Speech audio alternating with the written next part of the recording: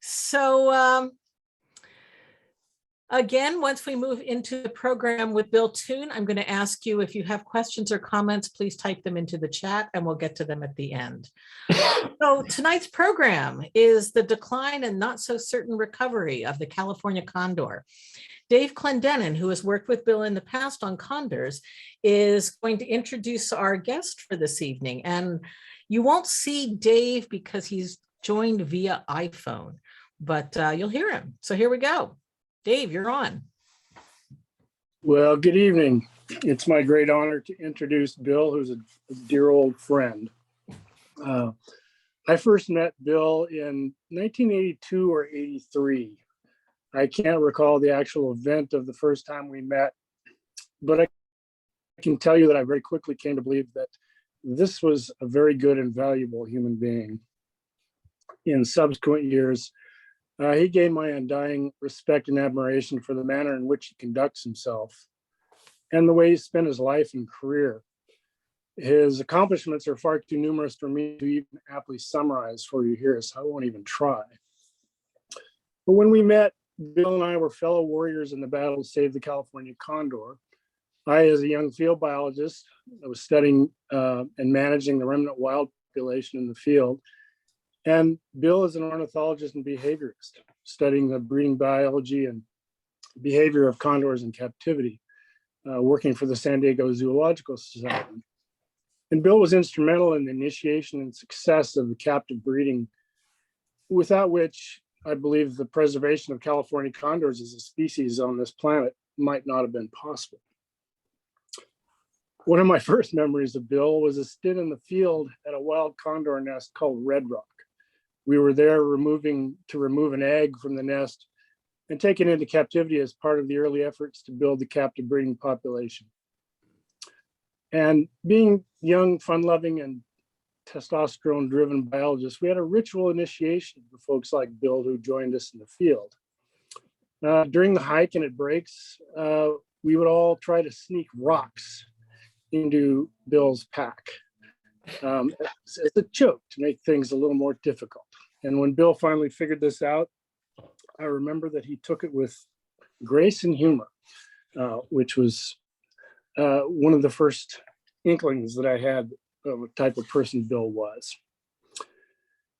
And many years later, my wife Cheryl and I joined Bill and his wife Sunni and Noelle Snyder on an incredible journey to the monarch butterfly biosphere preserve in Mexico. And that's a place that Bill's later work has tremendously benefited. And since leaving the Condor Recovery Program, Bill became disillusioned with traditional efforts in conservation, and he was allowed to launch a new division in applied conservation at the Zoological Society.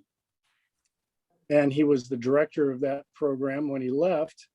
And during that time, he worked in over 30 countries doing community education and conservation work.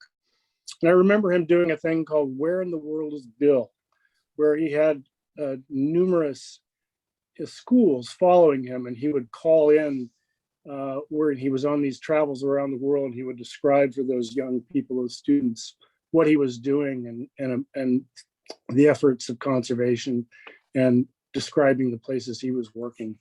So he's touched in numerous lives around the world and done a tremendous amount of really valuable conservation. After leaving the zoo, he formed EcoLife Foundation. It's an important and innovative nonprofit conservation organization that does community-based education and conservation, focusing on sustainability through a thing they call aquaculture and providing efficient wood-burning stoves to communities. And Bill is really, I think, focused on the big picture and looking at sustainability, habitat loss. And I really urge you to visit the EcoLife Foundation to learn more about what Bill and his wife Sunni are doing there. So without further ado, it's my great honor to introduce Bill Toone. Thank you very much, and take it away. Wow.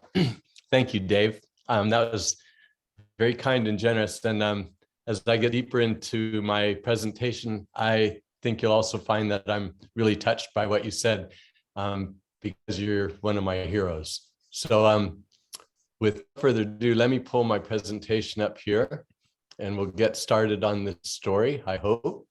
See if I can get everything out of the way. There we go. So yeah, this is my story of the early years of the California Condor Recovery Program. And this isn't going to be a story filled with a lot of data or numbers or dates. It's going to be more about the stories and the people involved. And in fact, this presentation, which I've done for quite a number of years now, I've always subtitled as the three heroes, because there are three people who I truly believe that without their participation, we wouldn't be talking about condors today, at least as a species going through some sort of recovery. As Dave hinted, my interest in wildlife came on very early in life. My mom and dad had moved our family into a community called Poway here in Southern California. And we were just about darn near the first people to live there. So the only friends I had were snakes and lizards.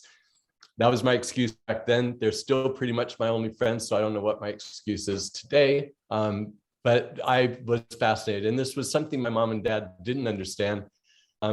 But they took me to the San Diego Zoo one day when I was 6, and I fell in love with birds. And when I was 8 years old, I applied for a job at the San Diego Zoo.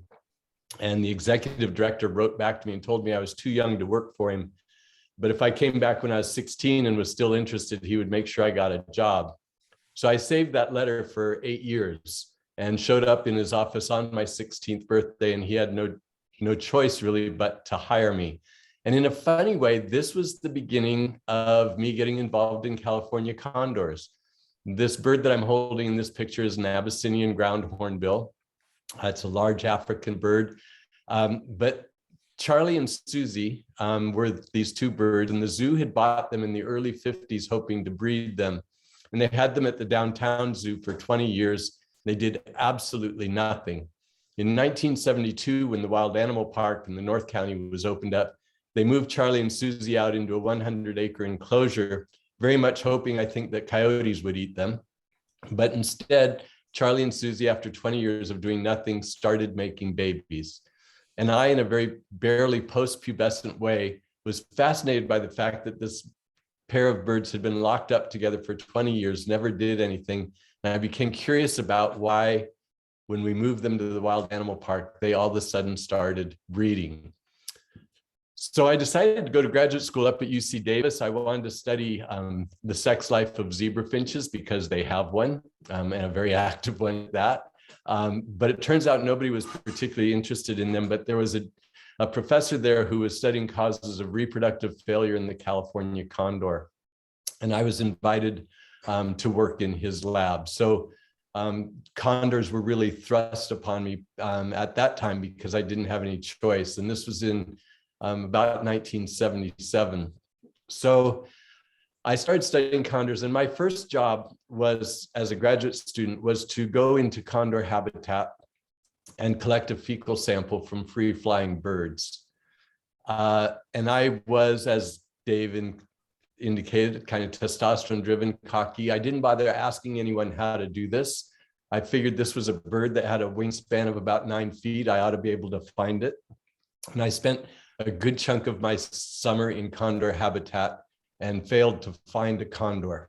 And it was towards the end of my summer when I had to get back up to school where I finally decided I was going to climb this very high mountain where I could sit on top of it and I would be able to see all around me. And I at least wanted to see a condor before I went back to school.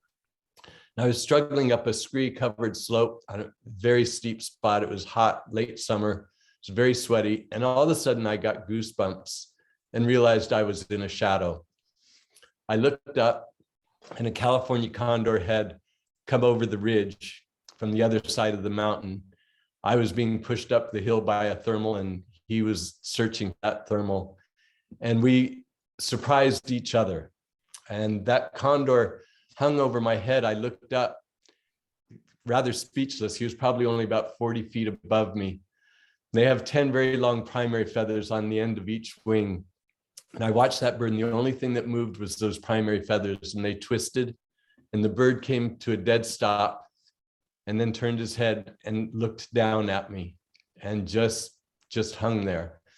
And I'm sure it was for seconds, but it seemed like forever. And it's a moment I'll never forget.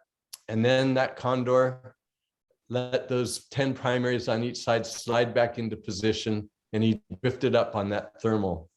And he drifted up until he did what birders call dotting out, where a bird disappears from view.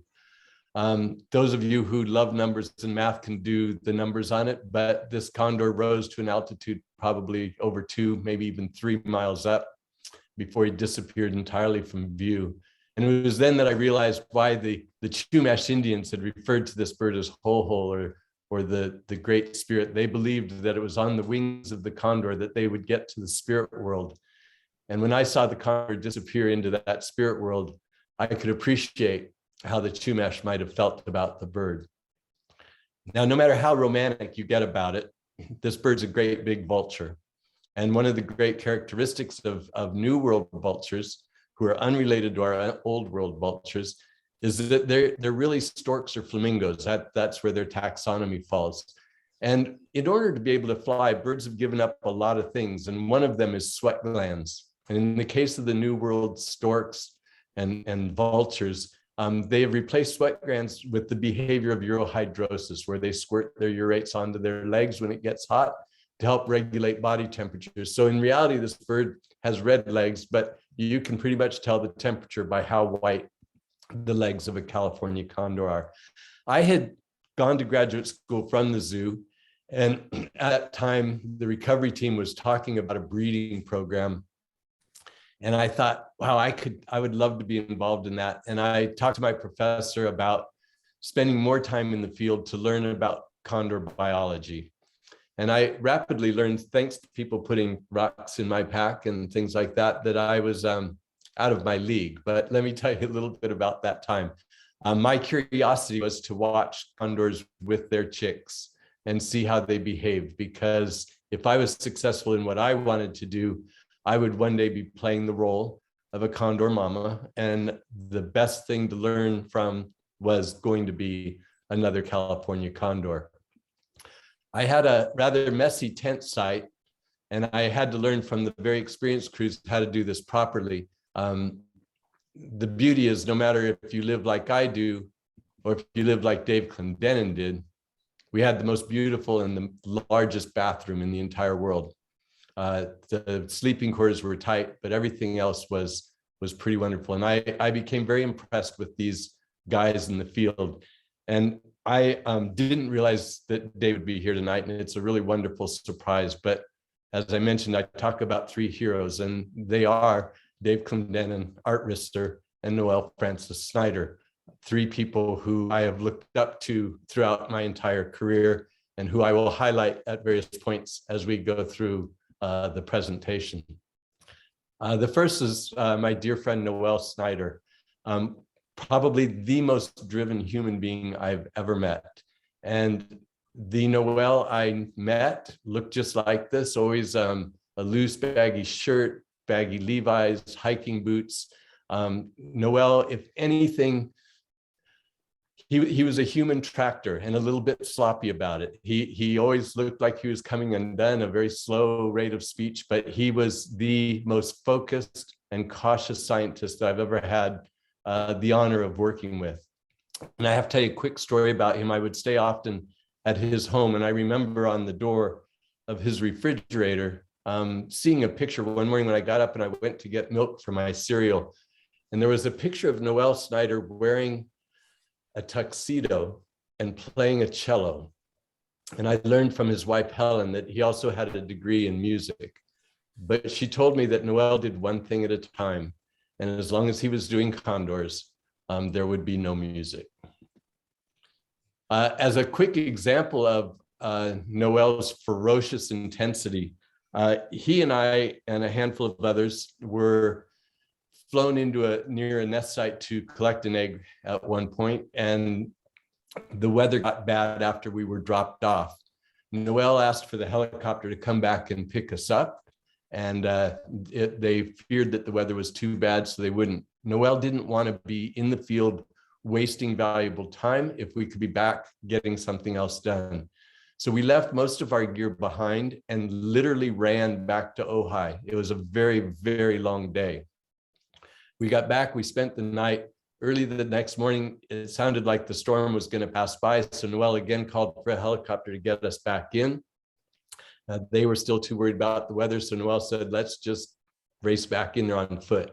So we all turned around and went back in. We got about 2/3 of the way in. The storm hit us. We lost our way, ended up, in my case, nearly burning the soles off the boots I was wearing, trying to stay warm as we hunkered down in a little cave, trying to stay warm overnight until the weather cleared enough that we could find our way. But he just was not one to give up, and extraordinarily determined. We weren't able in the early years to radio tag birds. So Noel and the field crew put all of their energy into these amazing photographs. And we have Jan Hammer in the audience and our intern who are going to be working on a lot of these things. I was just up at the Condor offices and amazed to see all of these photos still in file drawers. But what they were doing here is literally fingerprinting condors by their molt patterns. They could watch a feather drop out and watch a feather grow back in. And by fingerprinting each bird in this manner, they were able to come up with a rough estimate of the number of birds in the field. Later, we were able to do radio telemetry on birds, which was a huge help in learning where they would go. But as I will tell you, not before there were some real disasters where radio telemetry could have greatly helped us. It's the crew at work. I, in the meantime, was spending a lot of time back at the zoo, and judging from the way I look, not getting a lot of sleep. But I was doing experimental work with Andean condors. The zoo in the early 50s had a great reputation with raising Andean condors, California condors' closest relative. And they had a pair of breeding birds there. So I worked on pulling eggs, learning to double clutch birds. In other words, take an egg away, have them lay another egg so that we could increase their reproductive rate. And then working with lifelike arm puppets in order to avoid having the birds go through the process of imprinting on me. And I know most of you are birders, so you probably have a rough idea of imprinting, but it's a very sensitive stage in a bird's period of learning. And it occurs at one point, and once it occurs, it's irreversible. And we didn't want condors to grow up thinking people were their parents, much less that I specifically was their parent. So a lot of work was being done with the arm puppets. This is Rodan. This is a young Andean condor I raised. I'm not trying to get him into the net. As part of learning how to feed these birds, of course, the condors feed and they come back to the nest site and regurgitate for their babies. And so I figured that the best thing to feed baby condors would be Condor Vomit. And as I say, I wasn't trying to get the bird into the net, but if you frighten a condor or make it nervous, in order to be able to take flight quickly, they lighten their load by vomiting. So I could go into an enclosure, show the net to the birds, they would vomit, I'd pick that vomit up, we would take that back and use it to feed the babies. And it worked out very well. It helped to establish gut flora. We were pretty sure that the birds were getting what they needed. The first condor chick to come into the wild animal park was this bird, later dubbed Ho-Ho. He was abandoned or his parents disappeared, I'm not certain what. It was a very rickety time. We were attempting to get permission to bring Ho-Ho into captivity because he wasn't being fed. The parents were not coming to the nest. And we had a lot of political battles going on at that point with Audubon Society and others over what we were doing with birds. And on one occasion, we went in to collect this bird, and halfway in, we got a radio call that there had been an injunction placed and we weren't going to be allowed to take him. And after one or two other failed efforts at getting in, with Noel constantly going back home to rally and politic in order to get permission, we went in and we were finally successful in getting Ho-Ho into a crate. Dr. Phil Ensley helped with that and got him back down to the San Diego Zoo. But I've always loved this picture of Noel. He was a get it done kind of guy. And I said to Noel when we got whole, and I said, wow, I'm really glad we didn't get that radio call that said we couldn't do it. And I remember him laughing and saying, I don't know that we didn't get that call. I left the radio at home. It was like, we're going to get this done one way or the other. Now, Dave indicated that it was up to us to collect eggs, and Noel and I brought in the first egg. And both Noel and I are acrophobic. We do not like high places at all. And so climbers, people with far more skills than we had, rigged the ropes for us, put up a tent for us on the cliff front. And I spent several days in the tent with Noel Snyder, waiting for the condor to stand up and move away from the egg. Condors often will incubate with the egg sitting on their foot. As you'll see in a moment, they don't do much about making a nest. It's just a basic gravel floor that they groom a little bit with their beak. But if they're sitting with that egg on their foot and you frighten them, there's a chance that they will kick the egg out of the nest. And that has happened before. So Noel and I did not want to risk losing this bird and having that happen. So we were waiting while spotters at a great distance watched and told us what she was doing. When we finally got in, this was that first egg that would later produce the chick sisquawk. And Noel and I sat on either side of this egg. And as I mentioned, Noel is meticulous. Everything had been thought out about what to do and what we had to do. The one thing that we hadn't decided was who would pick that egg up. And I will never forget Noel looking at me and saying, from this point forward, this is going to be your problem. You pick it up. And so I did. We picked it up. We did a quick examination of it and put it into a box with hot water bottles to keep it warm. And to get off that mountainside, Noel and I were terribly careful. We didn't want to risk losing the egg. So Noel would hold the box and I would go past him and he'd hand the box to me and then he'd go past me, so that on the steepest parts of the hill, of the cliffs, that the egg was never in the hands of someone who was moving. It was always in the hands of someone stationary and while the other person moved by. We would stop every so often to check temperatures, make sure everything was doing what it was supposed to do in the box. Finally made it to the designated pickup spot. You can see we've cut a lot of brush here. Actually, we didn't. Probably people like Dave and others had cleared this spot for us. The helicopter came, picked Noel and I up and flew us to the San Diego Zoo, where this egg would go into the incubator. Here we are at the parking lot of the zoo again, kind of staying with our policy. Noel got out, got his feet under him. I handed him the egg case before I got out, again, just to be very careful that there was no risk of dropping this anywhere in the process. And of course, we monitored the egg very carefully. It had been left with the parents for a period of time because there's no better incubator than a mother condor. So we let him have it for several weeks, and then the egg was brought to the zoo where we could monitor development. And Cindy Keeler was the person responsible for incubation, very bright, very skilled. 4 eggs were brought in that year and 4 chicks were hatched thanks to her abilities.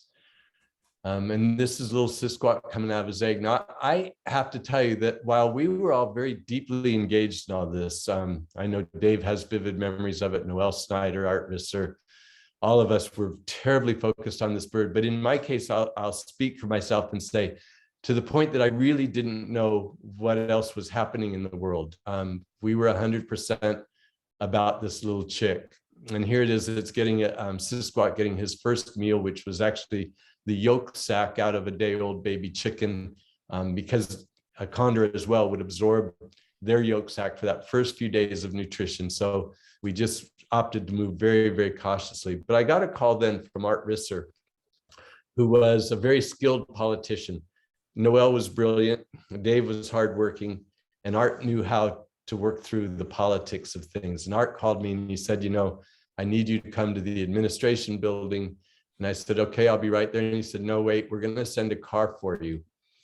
And when I got there with some fresh pictures of a newly hatched chick, I was absolutely stunned to find out that literally what appeared to me to be every news station in the world was there watching to see what was going to happen with these California condors.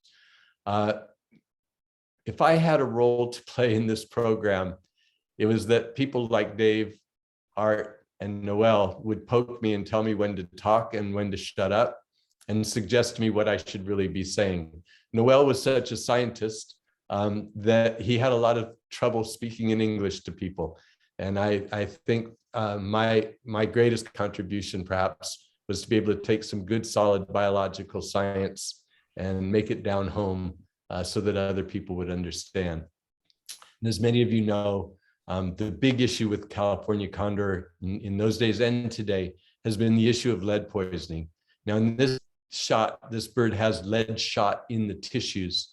And this is just an indication of how rampant shooting was and may well still be in a lot of condor habitat. And I'm not talking about a hunter here. A hunter wouldn't have shot this condor this way. Well, a real hunter wouldn't have shot it at all.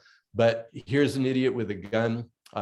Fortunately, if being shot like this doesn't kill the bird outright, the lead is sealed up in the tissues and it's not too much of a challenge. But in this radiograph, what you see is a lead fragment, a fragment from a bullet that's lodged in the bird's digestive tract. And that's where lead becomes very dangerous. It dissolves there in the digestive tract. It demyelinates the nerves in the smooth muscles and ultimately weakens the condor, makes it unable to eat, and ultimately they starve to death. Quite tragically, this is a recent photo taken by Eddie Feltz of a condor who's been badly lead poisoned, going to get his last drink and dragging his tail and wing feathers in the dirt as he went. A bird like that ends up on the necropsy table. This is Art Risser here with Dr. Marilyn Anderson. And there, again, as a hero, I have to tell you, there was no politician greater than Art, no one who could take the science and know the strings to pull and the people to talk to make things happen. Sadly, we spent far too much time doing necropsies on birds. And in spite of the successes with captive propagation or hatching of these eggs, the wild population crashed. And it became time to make a decision about a very difficult decision about the future of the California condor, a decision that would lead to the extirpation of the condor from the wild. Now, at the time, there were a small handful of birds left and a single female in that group. And it was argued that these birds could be protected in the field. Many of us did not feel that was the case, and we fought against it. This is the last female from the wild population, days before she died of lead poisoning. This amazing crew, Debbie Usnick, Debbie Jones, Dr. Don Jansen, and I get to be there and help, hovered over this bird for the longest time trying to save her life. When she died, she took with her some of the political argument for leaving birds in the wild, and the permits were issued to bring the last condors in. One of my little fun stories to tell about it is that the Chumash people had a lot of say in what would happen with permits, and we'd had a lot of difficulty with them in getting permissions. At one point, it was asked if I would meet with the Chumash elders and see if we could do something about getting their permission to bring all the condors in. And this was important to them because this was their route to the spirit world. And if all the condors were in captivity, this route would be gone. So I went to have a meeting with them. Sadly, so I was married to the woman who was doing the incubation. And sadly, she and I were going through a divorce at the time and had 2 small children. And she refused to take the kids on the day that I had to meet with the Indians. So I had both of my children with me. And it turned out to be a beautiful thing because they had brought their children. And while we had some very difficult discussions, our kids played and had fun. And every once in a while, we would break from our discussions and laugh at our children and talk about what was going on. I finally brought them up to the California Condor facility, and they asked if they could do a tobacco ceremony on the road outside of the facility. And I agreed to let them do that. And they formed a circle, they put tobacco out, and they began to sing and chant. And to be respectful, I took my kids and we stepped back a little ways. But you know how little children are with rhythmic music. And they slipped away from me and ran to the circle and began to dance with the elders, and I went to get them, and I was pushed away, and the kids were brought into the circle. And whether or not that had anything to do with us ultimately getting permission, we did, and all the condors were brought into captivity. That was a difficult time for all of us. We had all done the work we had done in the hopes of keeping condors in the wild, and we knew there would be a lot of issues with having a vacuum in the field. This is Helen Snyder, Noelle Snyder's wife, chatting with me. This is what our monitoring system looked like at the captive breeding facility in the 80s for hatching chicks, watching parents go through their reproductive cycles and all of that sort of thing. So in this interim time, a huge amount of effort was put into this until finally Dave and I would have that opportunity that day that I think we had both looked forward to see condors go back into the wild. And I think you can see on both of our faces the joy and feelings of mission accomplished. It was a funny day for a lot of reasons. Number one, most of our time in the field, we were in areas that were restricted only to us biologists, and we didn't see a lot of cars or other people. And I remember in the early morning hours watching a string of headlights coming up the mountains as the media came to see this release of condors back into the wild. And of course, we were all there for the same thing. And I know what the media wanted. They wanted the door to the crate to be open for the condor to step out and open those magnificent wings and leap off the boulder and fly free into the skies. That's not exactly what happened. The condor stepped out of the crate, went out to the edge of the rock and laid down and took a little rest. And I smiled, and I think many of us in the know did, because for the first time in several years, a condor did exactly what it wanted. And at that moment, it simply wanted to lay down in the sun and enjoy. I had planned for this moment because when I picked up the first California condor egg, the egg that produced Sisquoc, I have to confess I was a little traumatized by it. There was a good chance that that bird would spend the rest of its life in a zoo because of what we were doing. A bird that could disappear into the spirit world and glide for miles would be forever in a cage 80 feet long, 40 feet wide, and 20 feet tall. And so when we picked that egg up, I had promised myself to stay in the program until we set that right, until we put a bird back. I was also at that time ready to go. So as soon as the bird was released, I turned my letter of resignation into the recovery team leader, and I was ready to be done with the California Condor program.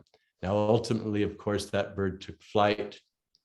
And again, California condors were in the air in the state of California.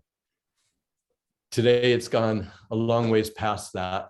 I had the unfortunate experience of having open heart surgery several years back, and my wife and I had often talked about going back and seeing condors, and I hadn't gone to see a condor since the release.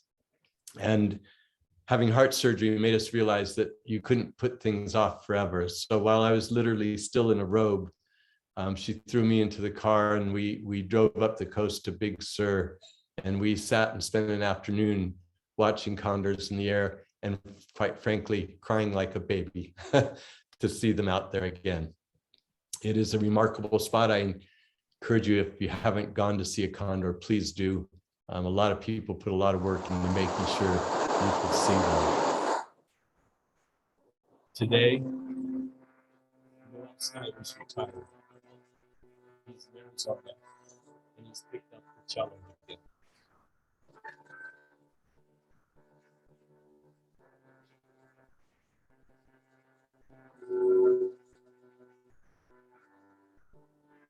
Thanks to his focus and determination, the Toone people have played their path.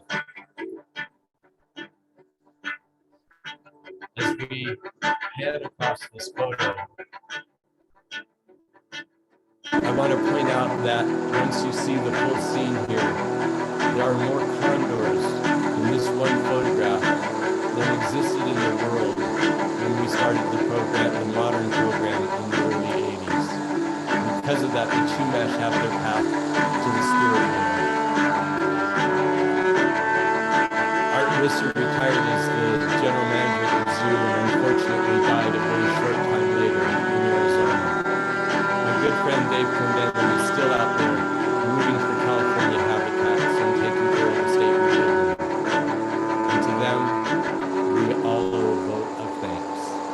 thank you for letting me come tonight. This last little picture is of me taking off on a trek across the Maswa Peninsula in Madagascar. If you ever want to hear a story about something that doesn't have to do with condors or birds here in California, I'd love to be able to share that story. I'm also very proud to tell you I've just finished a book that comes out in May called On the Wings of the Condor. It's not entirely about the condor, but thanks to the opportunities that were given to me working with the California condor, I was able to have a number of fabulous experiences around the world, as Dave indicated, and finally had a chance during these years of COVID to put pen to paper. Thanks very much for letting me join you tonight. And yes, thank you, Dave. I do hope you'll check out Ecolife Conservation and see what we're doing to offset carbon footprints, improve climate, and save habitats.